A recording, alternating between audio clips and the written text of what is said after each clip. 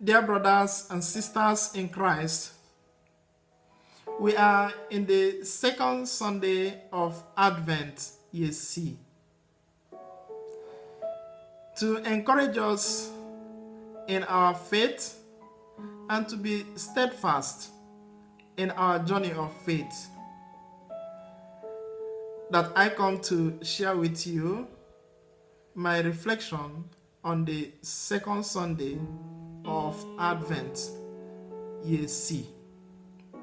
I have captioned my reflection as trust, be holy, be happy, for in his time God will do all things beautiful. He makes all things beautiful in his time. The reference of the prophet Baruch, chapter 5 from verses 1 to 9, Psalm 125. Let us sample to the Philippians chapter 1 from verses 4 to 6 and 8 through 11. Then the gospel account of Luke chapter 3 from verses 1 to 6. The book of the prophet Baruch was written in the 2nd century before Christ.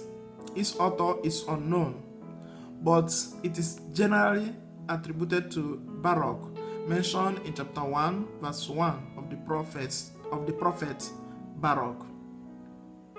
Is regarded as a prophet, as a scribe or a spiritual son of Jeremiah, a way of identifying an affiliation with Jeremiah, the great prophet of hope. As the time of this prophecy, there were increasing temptations to despair, to hopelessness, and to lose hope. The reign of God that Jeremiah had prophesied, which is peace and justice, or the day of the Lord, seemed elusive every day. And so the prophet Baruch was inspired to instill hope and to boost faith at this time in Israel. One who has read or who is conversant with the prophet Isaiah will feel that is a copy of Isaiah. However, it is not plagiarism. It is rather a confession of faith to boost the faith of the people of his time and to encourage them to righteousness. So the prophet talks about the future glory of Israel, the return.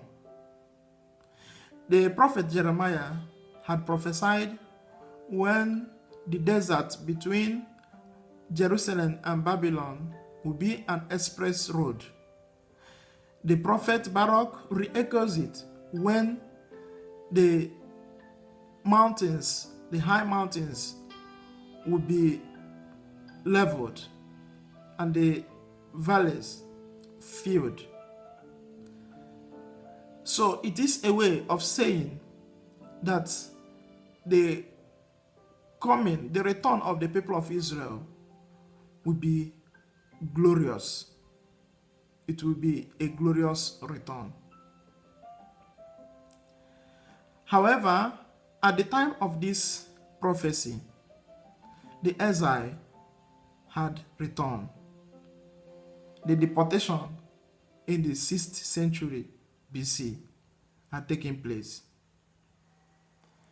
It is therefore about the dispersed people of Israel, the Jewish people on diaspora, and about the entire people of God. The prophet knows that God is faithful and that God will bring his project of Israel and the entire humanity to fulfillment, despite the vicissitude of history. Psalm 125 that we sing on the second Sunday of Advent, ye see, sings about the deliverance, the marvels of the Lord that seemed like a dream. At this time, there was the exile had taken place. The return had taken place. The temple had been reconstructed. So why talk about this event again?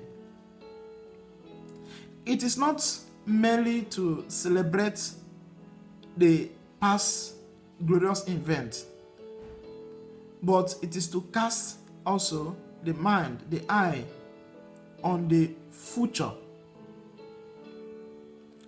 And so, God had accomplished marvelous deeds for his people, beginning the freedom from Egypt, that of Babylonian exile, but he will accomplish many more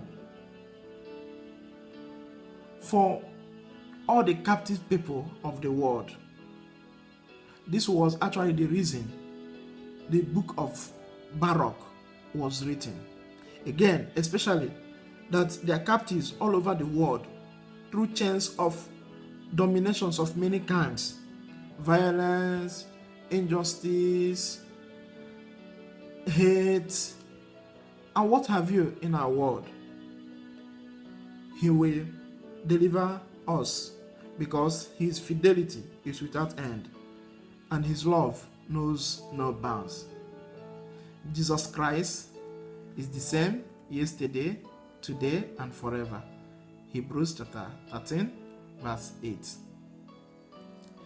The letter of St. Paul to the Philippians that we read today talks about the knowledge of salvation, or what the French people will call la connaissance de salut de Dieu. It's important to note that Paul had formed this community, the Christian community at Philip before Thessalonica that we read last Sunday. And one event, one miracle that Paul or God used Paul to perform that did not go down well with many people was the evil spirit that he cast from the lady. The lady who had this divination, and by the divination she gained money. And when she saw Paul and Silas, she shouted that they were men of God. And Paul rebuked the spirit and cast off the spirit. The implication was that she did not make any more money for her master. And so the master plotted for the arrest of Paul and Silas. Miraculously also, Paul and Silas were freed from the prison. Now, Paul writes, after leaving Philip, to direct the people to discern spirits and to pray for them to know which is more important. And he placed love And again, the knowledge of salvation. And this knowledge is that, or is found in Jesus Christ. It's in the mystery of Jesus Christ, the mystery of incarnation, which we will see in chapter 2 of Let Us Import to the Philippians, that God, which is Jesus Christ, humbled himself, emptied himself to take our nature, to accept death on a cross. The Gospel of Luke that we read today tells us about the historical event that took place as of the time of Jesus Christ. The political, the economic, and all that before John the Baptist is a way of announcing the prophet John the Baptist as a true prophet who heralded the coming of Jesus Christ. And attention is now focused on Jesus Christ, who is the same yesterday, today, and forever, and who, through God, who makes all things beautiful in his time. Dear brothers and sisters in Christ, why we may feel afflicted by the sufferings of the world, by injustice, by hate in the world, we are reassured today that God is the same. We are only called to be happy, to trust in him, and to do our part, which the first reading encourages us today, to remove the cloak of grief and to put on righteousness and justice. This is the path. This is the way to make straight the path of the Lord. May the Lord bless you. May the Lord make all things beautiful in your life. Thank you. Happy Sunday from Diego Suarez, Antiranana, Madagascar.